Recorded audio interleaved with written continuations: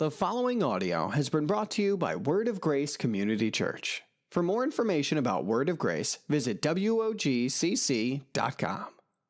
I want to start this morning by asking two questions to kind of identify where we are, kind of where our mindsets are this morning, and then also how we react to certain situations. Along the way, I may almost give you some bad advice this morning. You always look for good advice, but I'm going to give you some bad advice this morning. Change it up a little bit. You know, it gets a little boring just getting good advice all the time. So let's give some bad advice this morning. But most of all, let's just have a little bit of fun. First big question I want to ask, and I want you to overthink this at all, but with a show of hands, yes, I'm asking you to participate, and some of you are going, really? I just like sitting here.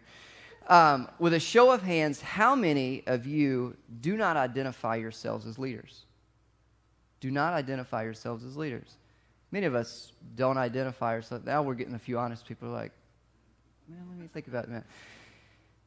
You don't identify ourselves as leaders. When I talk about leadership and I talk about discussing leadership, leadership simply means this: influence. Leadership equals influence. It's that simple. And so, thinking about that this morning, some of you who maybe raised your hand are maybe starting to rethink this a little bit. Because the thing is, all of us have influence. All of us do. All of us are leaders. When I engage people in leadership talks, sometimes I'll ask them, do you picture yourself as a leader? And many times I'll get a no. Sometimes we get a yes. But when I get the no, I always ask them, do you ever just turn around and see if there's anyone following you? You know, as a parent, I have two little ones that are following me all the time.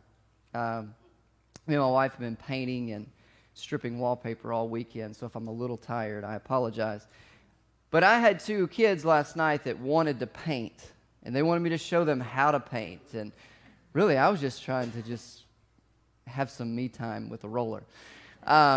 But it was a teaching moment, and they wanted to know how do you do this, how do you do that. I always have someone following me. If you're a parent, you're a leader because you have influence. Do you ever have anyone ask you advice? You ever ask, what do you think I need to do about this? Or in just conversation, what are your thoughts about this? That is influence.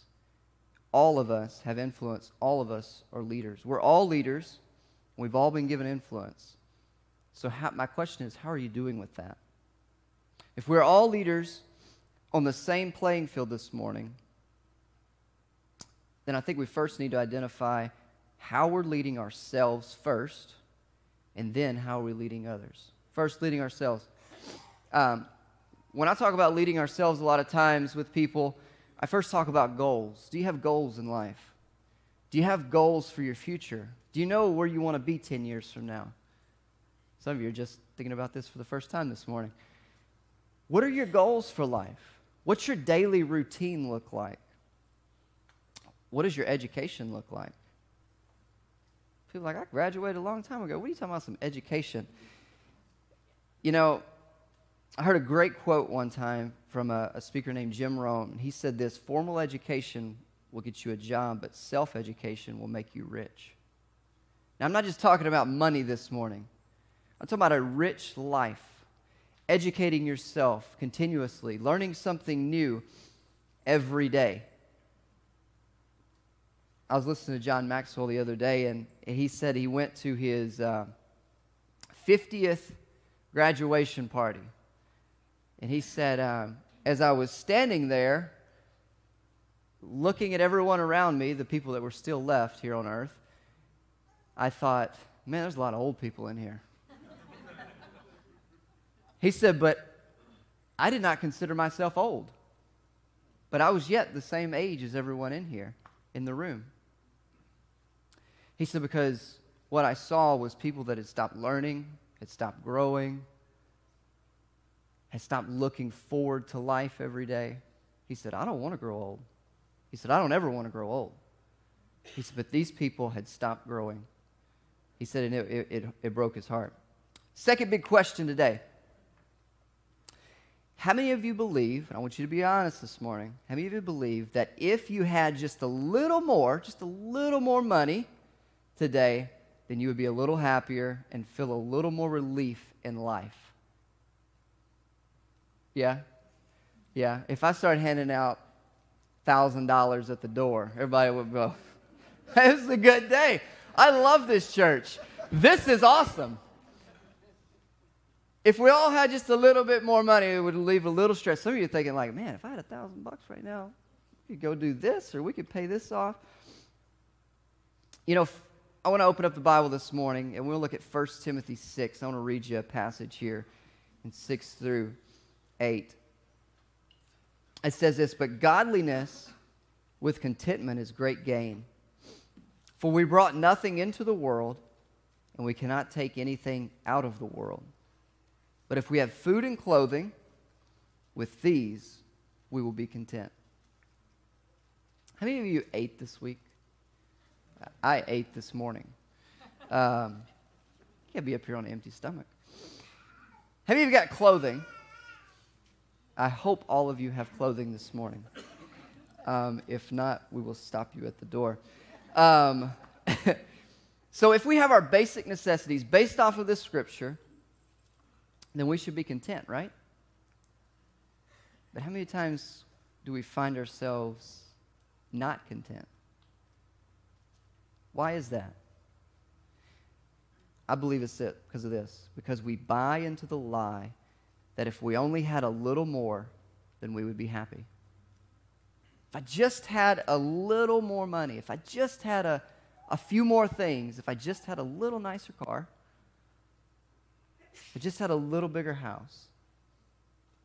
You know, the Gallup poll did a poll here recently that they were studying people and asking them the question, at what point would you feel happy or content, or that you've made just enough money, or that you feel rich in life? And it was very interesting. So the people that made around $30,000 or less per year, or right around the $30,000 mark, felt that if they could make $75,000 a year, then they would be content. They would be happy. Now, the interesting fact was that when they interviewed people that made around $50,000 a year, they felt that if they could just make $100,000 a year, that they would be content and they would be happy. And then they did another group that made around $100,000 per year, and they all stated that if we could just make around $200,000 per year, then we would have enough and we would be happy. Do you see a trend here? All my mathematicians have already done the math, and they go, it's just doubling every time. You're exactly right. So if we could just double, we would be happy, right? Just more. So how much do we need to be happy or satisfied is the question. The general answer is just a little bit more, right? Just a little bit more. Luke 12 and 16 through 21. This is Jesus talking. He says this, "And he told them a parable saying, the land of a rich man produced plentiful, and he thought to himself, what shall I do? For I have nowhere to store my crops. And he said, I will do this. I'll tear down my barns and build larger ones. And there I will store all my grain and my goods. And I will say to my soul, soul, you have ample goods laid up for many years. Relax, eat, drink, and be merry." We're going to stop right there. So he had a plentiful year, had all these crops. He had bought 2 new Ferraris and a Lamborghini and a Porsche and thought, my garage is not big enough. I need a bigger garage. And he thought, you know what? Now we're good. I'm going to sit back and I'm going to look at everything that I've obtained, and I'm going to relax and say, it's well with my soul. But God said to him, fool, this night your soul is required of you, and the things you have prepared, whose will they be? So is the one who lays up treasure for himself and is not rich towards God. You see, it's not about what we can harbor up for ourselves. Give me, give me, give me, give me, give me. It's about how can I make an impact, an eternal impact while here on earth. How can I make more in order to give away more? How can I live a life of generosity and an open hand with no matter where I'm at? No matter what scale I'm on. I'm not driven by personal need or personal want. I'm driven by how can I stretch my impact in the world? How can I stretch my giving? How can I impact people's lives? So when is enough? You guys who've had kids, when you start thinking about having kids, I remember this when me and my wife started thinking about having kids. I was like, there's no way we can afford to have kids.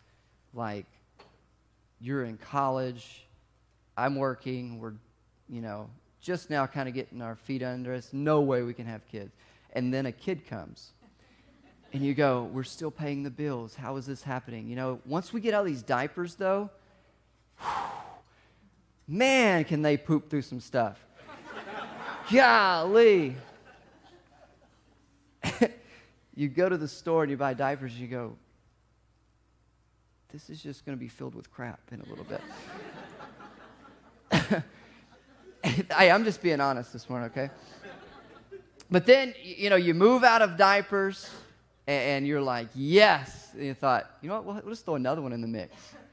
You know what? We love keeping Pampers happy, okay? And lacing their pocketbooks. So we're going to keep buying Pampers.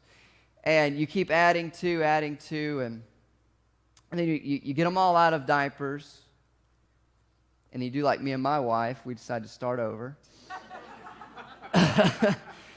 But then you get them in sports. They're in all the activities. You're traveling everywhere. And you're going, we just make it through this season. And then they start driving.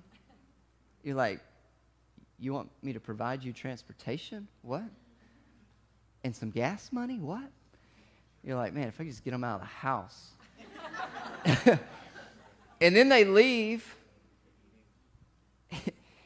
All the food too? Yeah, let's not even get on the food. You get a teenage son. I remember back me and my brother growing up, and I feel sorry for my mom. I actually apologized to my mom a while back.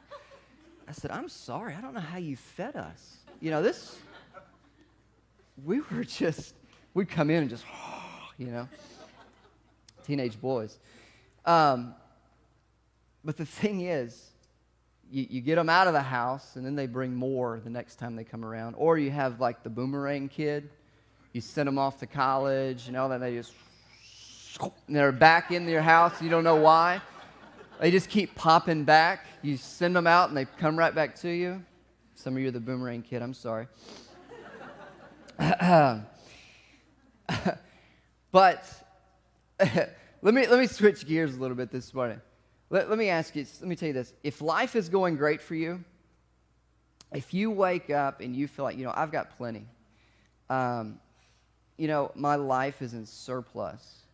I feel overwhelming joy when I wake up in the mornings. If you think, God, wow, how awesome are you?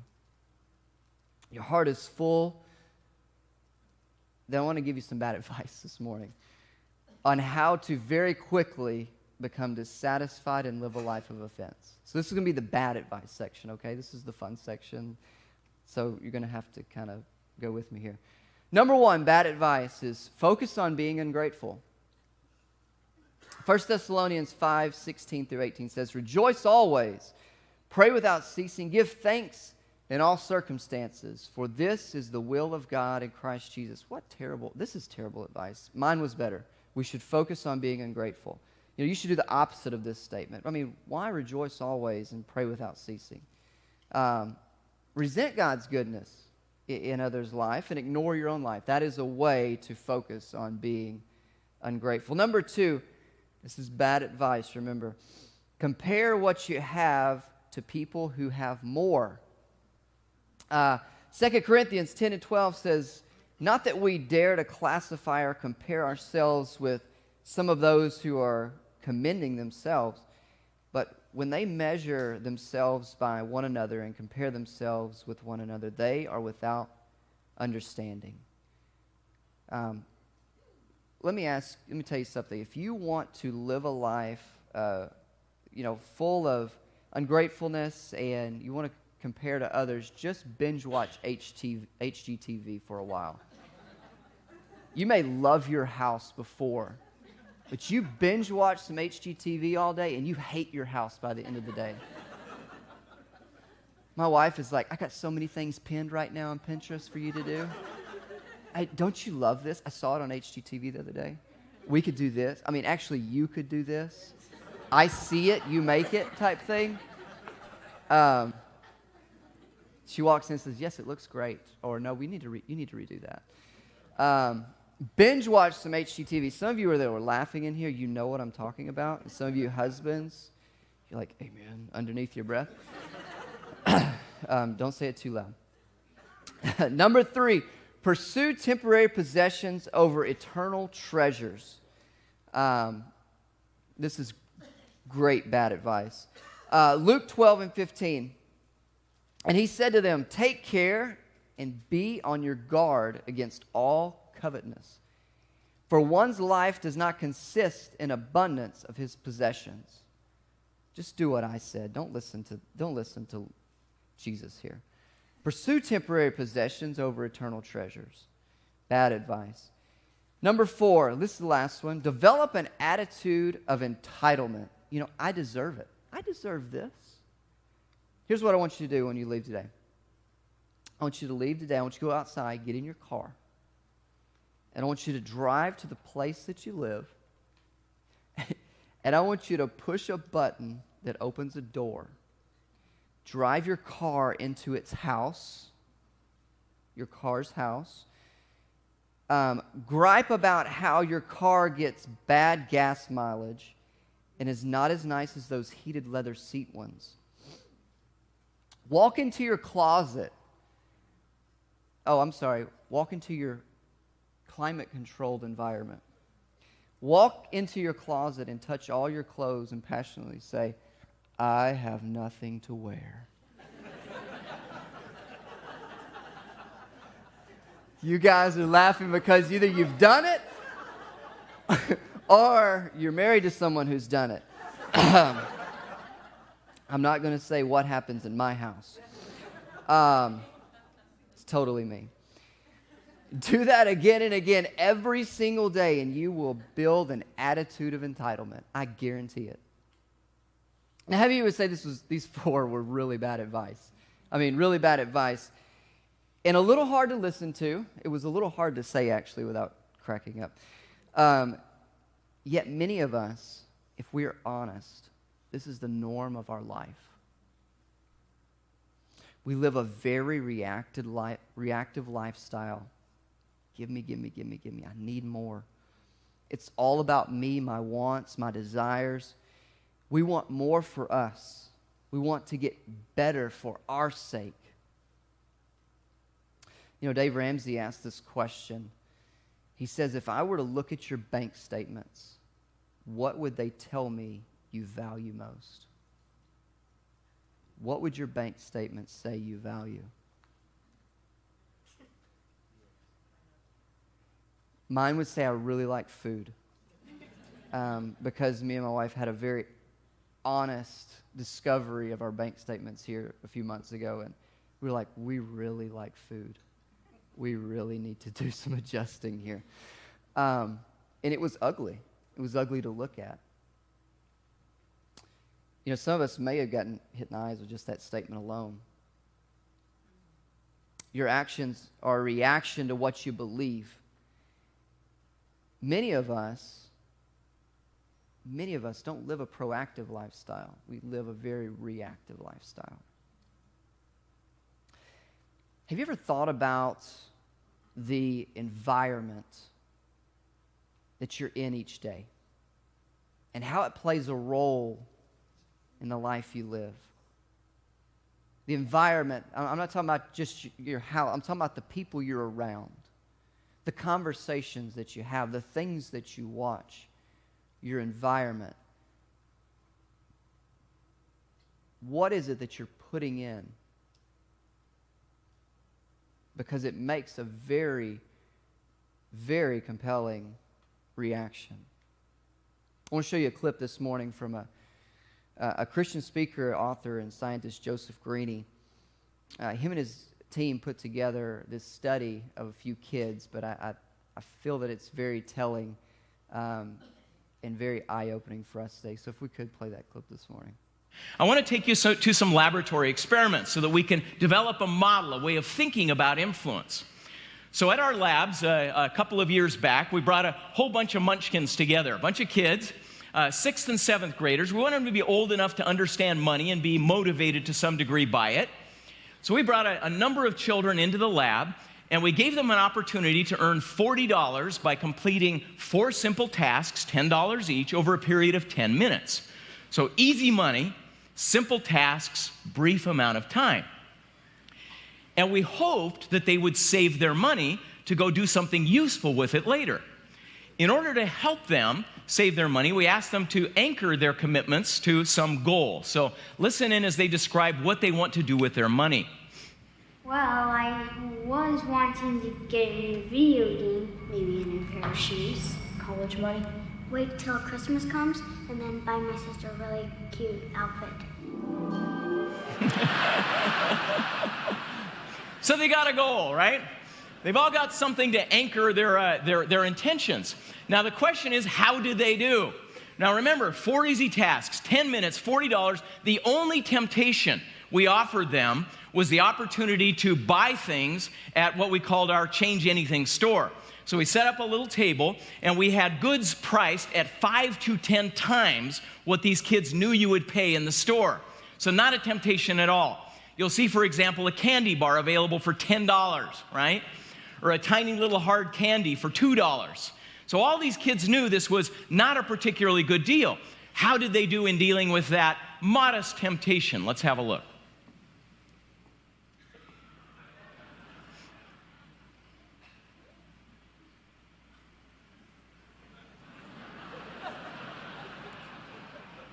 Bummer. Well, let's look at the statistics. Out of a potential $40 in savings, the average person took home $13. Now, not a good outcome. We were absolutely blown away. They spent like crazy. In fact, some of the kids went into debt in a 10-minute period of time. Now, you and I can sympathize. So the question becomes, why? Why? Now, here's the problem. You and I, particularly with a religious perspective, so often believe that the reason people do what they do is because they lack commitment, they lack resolve. We describe these as personal motivation problems. This is a naive view of the world. And in fact, what it causes us to do is when somebody fails, we deliver another sermon, which often isn't what's needed.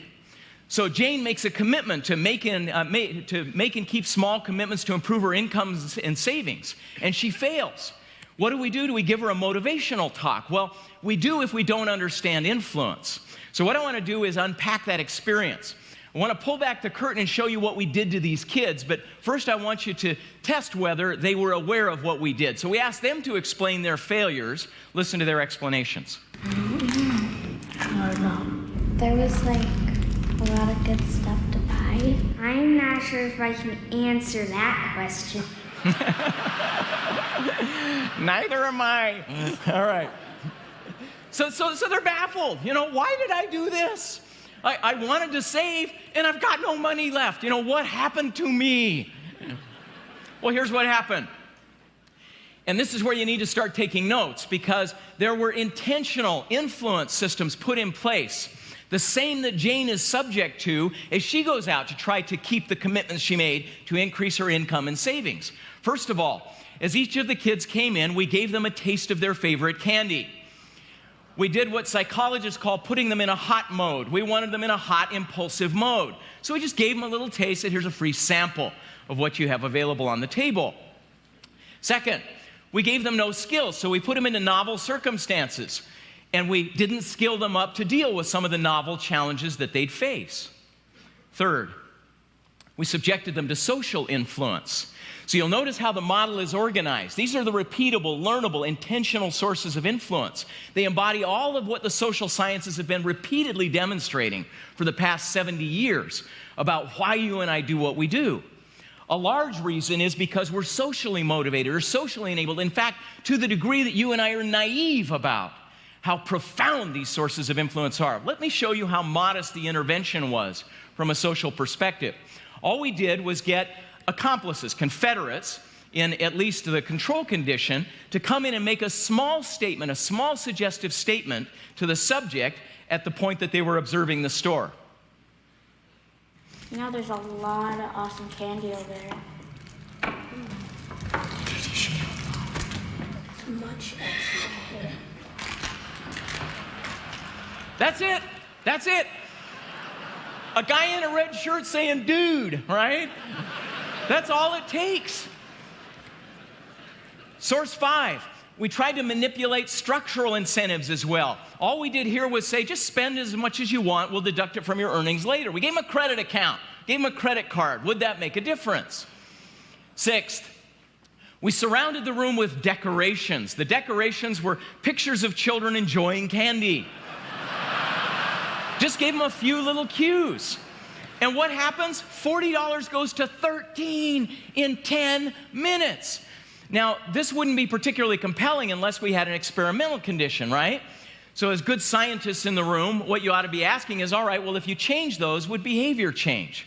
Well, let's do it.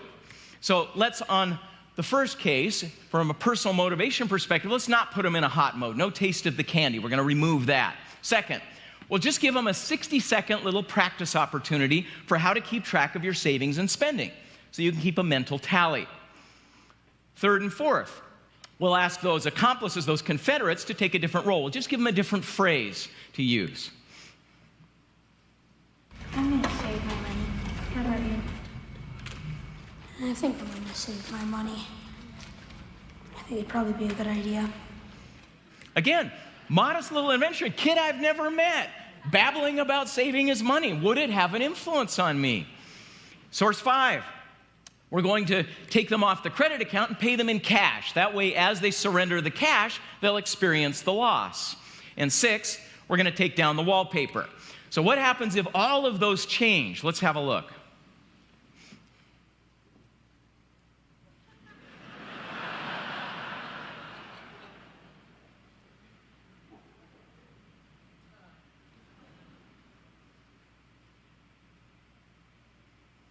Now, anecdotally, it looks like things were much different. Let's look at the data. So whereas the kids in the first condition walked out with $13, those in the second condition walk out with $34. This isn't a modest difference. This is a 270% difference. You know, in academics, we can get a PhD for finding a 5 to 10% difference in behavior. This is huge shifts. So if we've got 800,000 Janes that we want to influence, how do we think about that problem? Here's the takeaway. Leadership is intentional influence. What we know is that if you amass a strategy that includes all 6 of those sources of influence, people change. That's how it works. Wow. It's pretty eye-opening, huh? Some of you are like, I've been set up. I should have bought that car. You know, how we live reveals what we believe. Simply put, how we live reveals what we believe, and I believe that the structure that we have around us pours into that, as you can see right there. Don't tell me what you believe, show me. Your actions are what paints the picture of what you really believe. Just as these kids, you watch them and you watch their actions were what they believed. Now, there was a structure behind it that helped in determining how their reactions were, but the structure, the proactive structure behind it is what helped do that. You know, I think this morning we have to be brutally honest and look at ourselves and the lives of the people around us. And we say, based off of the actions of ourselves and others, that what Christ offers is not good. It's not as good as what this world offers many times. I said that what Christ offers is not as good as what this world offers many times, based off of everything that we see, based off of the questions that we've asked and answered many times. You know, these kids were put in a position to save money. That was the goal, you know. Little girl was going to buy her brother or sister something, the little angel, for Christmas.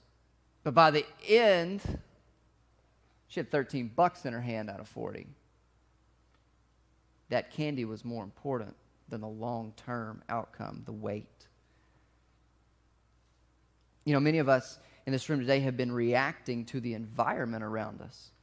My relationships say I need this to talk like this. I need to look like this. You know, kind of a give me, I need this. We spend more than we make to impress people that many times we don't even know or that aren't truly our friends.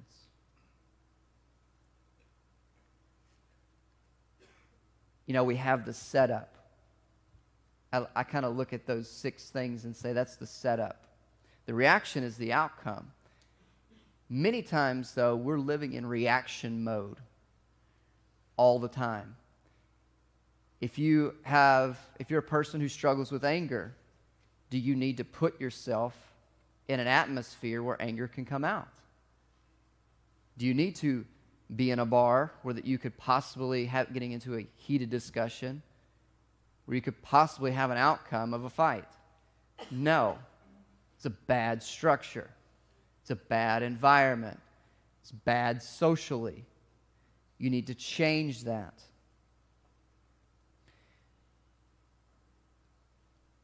We are set up to have a reaction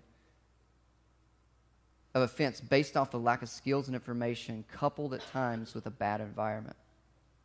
You know, the other day, me and my kids, we went out. They wanted to play kickball, so we went out and played kickball. And if anybody knows me, they know that I'm highly competitive. Me and my wife are highly. Yep, right there. I got an amen on that one. I am highly competitive. Okay, I'm a highly competitive individual. There are no participation trophies in my house. You earn it. Okay. So when my 6-year-old and my soon-to-be 9-year-old want to play kickball, I give them 7 outs. I get 1. Do you think I'm going to take it easy on them? Absolutely not. I'm going to kick that ball like it's never been kicked before. I'm going to catch everything that's kicked to me, and I'm going to hit them with the ball to get them out. Okay? All right? It's on. And they know it's on. So we're playing the other day, and they're getting aggravated at each other. Why don't you kick it better? Why don't you catch the ball? And they're arguing with each other, and I'm watching this. And I'm just kind of laughing. I'm really just reeling out of breath is what I'm doing. I'm dying. But I use it as a teaching moment. And one of them, I would kick it out, and the other one, they would both run after the ball. And one would be standing by the other, and they were going, throw me the ball. Just throw me the ball. I'll get him out. And they're like, I could just run faster than throwing the ball to you. And they're getting mad at each other. So I'm like, listen, guys, if you want to get me out, one of you needs to stay closer to where I'm going so that you can throw the ball to the other person and they can throw and hit me. Like, oh, I never thought about that. That makes sense. But we used it as a teaching moment, and they got close to that. I mean, I never truly let them catch up. Hey, just kind of dangle the carrot. You know what I'm saying? But it was a lot of fun because I changed the structure, and I, just like Joseph Greeny said, I used it as a position to go, let me teach you something here. It's not about getting upset with your brother or your sister. If you do things a little differently and work together as a team, you have a better chance of succeeding in getting me out. You only got to get me out once. Some of us need to change the structure of what we're doing every day. And a lot of times it's not huge. A lot of times it's very, very small. So let me ask you again. How are you leading your own life and the people you influence? Are you leading out of reaction? Are your kids, Your family members watching you react to situations, react. Are you being proactive about, this will be my reaction if this happens? It's a proactive approach. It's not I blow up to everything that comes my way because I'm caught off guard. It's kind of like being caught off guard that you're starting over having babies. How does that happen? You'll get it in a minute. Some of us need to go home today and really just evaluate our lives. Are we continuing to live a life of reaction? If so, what actions do we need to take to stop the cycle that we're on? If you really take a true evaluation, sometimes we're like a hamster just running around on the little hamster wheel. Reaction. What is it going to take to get me off? That's what you need to be asking. I talked about earlier that I was going to talk to you about the Global Leadership Summit. This is a great tool. We wouldn't have it here unless we thought it was. It's a great tool to learn to be a better leader. Some of you, when you raised your hand earlier, very beginning, and said, I don't identify myself as a leader. I took away all those excuses because we all have influence and we all are leaders in a certain way. What are you doing with that influence? Sometimes me, even as a dad, actually a lot of times, I fail as a dad. I got to go apologize as a dad. My reaction is not up to par with what I would like. So do I feel that I need to obtain more skills? Absolutely, as a dad. Even as a leader in what I do here, do I need to be obtaining more skills to be better at what I'm doing? Absolutely. All the time. It's like a constant learning all the time. Constant learning something new. So, because we feel that it's so important, the summit's so important, we're going to do something. If you did not go to church here, and you just had a friend who was wanting to go, the summit is around $209 regular price to go. Because you go to church here, you get it for $89. But because we feel that it's so important, we're going to do something this week and next week. You can do it all throughout the week. You can actually do it today if you want to. But in the bulletin, there's one of these. Talks about all the people that are going to be speaking this year. Instead of $89, we're going to allow you to do it for $69 if you're interested. We're only going to run promotion really for our church this week and next week because we have a lot of leaders that come from outside of our church that are in our community that come to this, and it fills up really, really quick. But we want our church to have the first opportunity to get better as a leader and to increase the influence that they have. So I'm going to give you a little instruction before we leave. You can fill this out, and you can put it at the drop box. Does anybody know where the drop box is? Do you have a drop box in the church? Do you have a picture of the drop box? Do you have a picture? No? I don't know. There's a drop box. As soon as you walk out of these doors, right next to the office, there's a little drop box. It's silver. You can drop this in there if it's something that you would like for us to fill out for you. If not, if you're my techie people, you can go to the website, wogcc.com, and there's a link there that you can go ahead and sign up this week. After next week, Sunday night, it goes back to $89. It will always be $89 from that point forward. If it's a position that you're just not in right now, you can do the $89 later. So there's only a one-time, one-week thing that we're going to do just because we want as many people from our church to be able to do it.